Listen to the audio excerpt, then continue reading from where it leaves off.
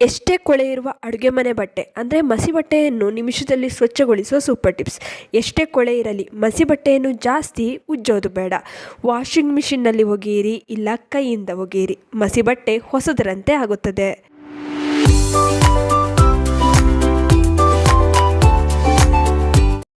Hi hello ಎಲ್ರಿಗೂ ನಮಸ್ಕಾರ. ಮತ್ತು ನನ್ನ ಚಾನಲ್ಗೆ ಸ್ವಾಗತ. ನನ್ನ ಹೆಸರು ವೀಕ್ಷಿತ. ನನ್ನ ಚಾನಲ್ ಹೆಸರು ಸಿಂಪ್ಲಿ ಬ್ಯೂಟಿಫುಲ್ ಕನ್ನಡ. ಅಡುಗೆ ಮನೆಯ ಬಟ್ಟೆ ಅಂದರೆ ಮಸಿ ಬಟ್ಟೆ ಬೇಗನೆ ಕೊಳೆ ಆಗುತ್ತದೆ. ಇದರಲ್ಲಿ ಎಣ್ಣೆ ಜಿಡ್ಡು, ಮಸಾಲೆ ಕಳೆಗಳು ತುಂಬಾ ಇರುತ್ತೆ. ಇದನ್ನು ಆಗಾಗ ಶುಚಿ ಮಾಡ್ತಾ ಇರಬೇಕು. ಇದನ್ನು ಕ್ಲೀನ್ ಮಾಡೋದು ತುಂಬಾ ದೊಡ್ಡ ಕೆಲಸ. ಇನ್ನು ಈ ಮಸಿ ಬಟ್ಟೆಗಳನ್ನು ವಾಷಿಂಗ್ ಮಿಷಿನ್ಗೆ ಹಾಕಿದ್ರೂ ಕೂಡ ಅಷ್ಟು ಚೆನ್ನಾಗಿ ಕ್ಲೀನ್ ಆಗೋದಿಲ್ಲ. ನಿಮಗೆ ಗೊತ್ತಾ, ಅಡುಗೆ ಮನೆಯ ಬಟ್ಟೆಯಲ್ಲಿ ತುಂಬಾ ಬ್ಯಾಕ್ಟೀರಿಯಾಗಳು ಇರುತ್ತೆ. ಇದನ್ನು ಸೋಪ್ ಅಥವಾ ಸೋಪ್ ಪೌಡರ್ನಿಂದ ಕ್ಲೀನ್ ಮಾಡಿದ್ರೆ ಸಾಲೋದಿಲ್ಲ. ಇದರಿಂದ ಸಂಪೂರ್ಣವಾಗಿ ಕ್ಲೀನ್ ಕೂಡ ಆಗೋದಿಲ್ಲ. ಈ ಮಸಿ ಬಟ್ಟೆಗಳನ್ನ ಉಜ್ಜಿನೇ ಸಾಕಾಗುತ್ತೆ.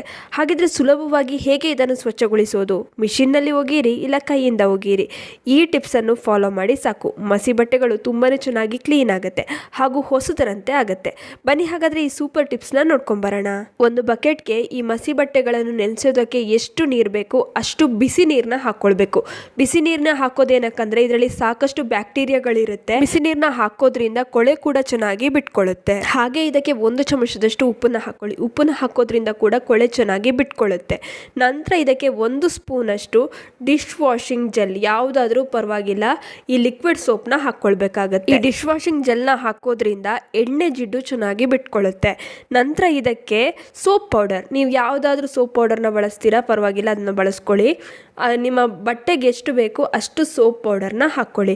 ನಂತರ ಇದಕ್ಕೆ 2 ಚಮಚದಷ್ಟು ಅಡುಗೆ ಸೋಡಾನ ಸೇರಿಸ್ಕೊಳ್ಬೇಕು. ಅಡುಗೆ ಸೋಡಾನ ನಾನು ಪ್ರತಿ ಸಲ ವಿಡಿಯೋನಲ್ಲೂ ಹೇಳ್ತೀನಿ. ಇದು ತುಂಬಾ ಚೆನ್ನಾಗಿ ಕ್ಲೀನ್ ಮಾಡುತ್ತೆ ಬಟ್ಟೆಗಳನ್ನ. ಹಾಗೆಯೇ ಕೊಳೆಗಳನ್ನ ಕೂಡ ಡೀಪಾಗಿ ಕ್ಲೀನ್ ಮಾಡೋದಕ್ಕೆ ಅಡುಗೆ ಸೋಡಾ ತುಂಬಾ ಉಪಯೋಗಕಾರಿ. ಅಷ್ಟೇ ಅಲ್ಲ, ಇದು ಬಟ್ಟೆಯಲ್ಲಿರುವಂಥ ಕೆಟ್ಟ ವಾಸನೆಯನ್ನು ಕೂಡ ತೆಗೆದುಹಾಕುತ್ತೆ. ಇವಾಗೆಲ್ಲವನ್ನು ಒಮ್ಮೆ ಚೆನ್ನಾಗಿ ಮಿಕ್ಸ್ ಮಾಡ್ಕೊಳ್ಳಿ. ಇವಾಗ ಒಂದೊಂದೇ ಮಸಿ ಬಟ್ಟೆನ ಈ ನೀರಿನಲ್ಲಿ ನೆನೆಸ್ತಾ ಇದ್ದೀನಿ. ನಿಮಗೆ ಟೈಮ್ ಇತ್ತು ಅಂತಂದರೆ ರಾತ್ರಿ ಎಲ್ಲ ಈ ಮಸಿ ಬಟ್ಟೆನ ನೆನೆಸಿಟ್ಟು ಬೆಳಗ್ಗೆ ಒಗಿಬಹುದು. ಇಲ್ಲ ಟೈಮ್ ಇಲ್ಲ ಅಂತ ಅನ್ನೋರು 1 ಗಂಟೆಯಿಂದ 1.5 ಗಂಟೆ ಆದರೂ ಈ ನೀರಿನಲ್ಲಿ ನೆನೆಸಿಟ್ಕೊಳ್ಳಿ. ಇದರಿಂದ ಚೆನ್ನಾಗಿ ಕೊಳೆ ಬಿಟ್ಕೊಳ್ಳುತ್ತೆ. ಯಾಕಂದರೆ ಮಾಮೂಲಿ ಬಟ್ಟೆಗಳಿಗಿಂತ ಇದರಲ್ಲಿ ಜಾಸ್ತಿ ಕೊಳೆ ಇರುವ ಕಾರಣ ಇನ್ನು ಸ್ವಲ್ಪ ಜಾಸ್ತಿ ಹೊತ್ತೇ ಇದನ್ನು ನೆನೆಸಿಡಬೇಕಾಗುತ್ತೆ. ನೋಡಿ, ನಾನು ಇವಾಗ ಇಲ್ಲಿ ಸುಮಾರು 2 ಗಂಟೆಗಳ ಕಾಲ ಇದನ್ನು ನೆನೆಸಿಟ್ಟಿದ್ದೆ. ನೀವೇ ನೋಡ್ಬೋದು ಎಷ್ಟು ಚೆನ್ನಾಗಿ ಕ್ಲೀನ್ ಆಗಿದೆ ಅಂತ. ನಾನು ಇವಾಗ ಹತ್ತಿರದಿಂದ ನಿಮಗೆ ತೋರಿಸ್ತೀನಿ, ಆವಾಗ ನಿಮಗೆ ಗೊತ್ತಾಗುತ್ತೆ. ನೋಡಿ ಎಷ್ಟು ಚೆನ್ನಾಗಿ ಕ್ಲೀನ್ ಆಗಿದೆ. ನೋಡಿ, ತುಂಬಾ ಕ್ಲಿಯರ್ ಆಗಿ ಕಾಣಿಸುತ್ತೆ. ತುಂಬಾ ಕೊಳೆ ಇರುತ್ತಲ್ಲ ಈ ಬಟ್ಟೆನಲ್ಲಿ. ಈ ರೀತಿ ಮಾಡೋದ್ರಿಂದ ಜಾಸ್ತಿ ಉಜ್ಜಿ ತಿಕ್ಕುವಂಥ ನೆಸೆಸಿಟಿನೇ ಇರೋದಿಲ್ಲ.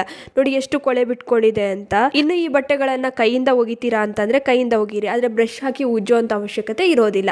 ಇನ್ನು ವಾಷಿಂಗ್ ಮಿಷಿನ್ಗೆ ಹಾಕ್ತೀರಾ ಅಂದರೆ ವಾಷಿಂಗ್ ಮಿಷಿನ್ಗೆ ಹಾಕ್ಬೋದು. ಈ ರೀತಿ ಮಾಡೋದ್ರಿಂದ ತುಂಬಾ ಈಸಿಯಾಗಿ ಮಸಿ ಬಟ್ಟೆಗಳನ್ನು ಕ್ಲೀನ್ ಮಾಡ್ಕೊಳ್ಬೋದು. ತುಂಬ ಖರ್ಚು ಆಗೋದಿಲ್ಲ, ಹಾಗೆ ನಮ್ಮ ಸಮಯ ಕೂಡ ಉಳಿಯುತ್ತೆ. ನೀವು ಕೂಡ ಒಮ್ಮೆ ತಪ್ಪದೆ ಇದನ್ನು ಟ್ರೈ ಮಾಡಿ ನೋಡಿ. ಇನ್ನು ಈ ವಿಡಿಯೋ ನಿಮ್ಮೆಲ್ಲರಿಗೂ ಇಷ್ಟ ಆಗಿರುತ್ತೆ ಅಂತ ಅನ್ಕೊಂಡಿದ್ದೀನಿ. ಹೇಗನ್ನಿಸ್ತು ಅಂತ ಕಮೆಂಟ್ ಸೆಕ್ಷನಲ್ಲಿ ತಿಳಿಸೋದನ್ನ ಮರಿಬೇಡಿ. ಆದಷ್ಟು ಈ ವಿಡಿಯೋನ ನಿಮ್ಮ ಫ್ರೆಂಡ್ಸ್ ಹಾಗೂ ಫ್ಯಾಮಿಲಿ ಜೊತೆ ಶೇರ್ ಮಾಡ್ಕೊಳ್ಳಿ.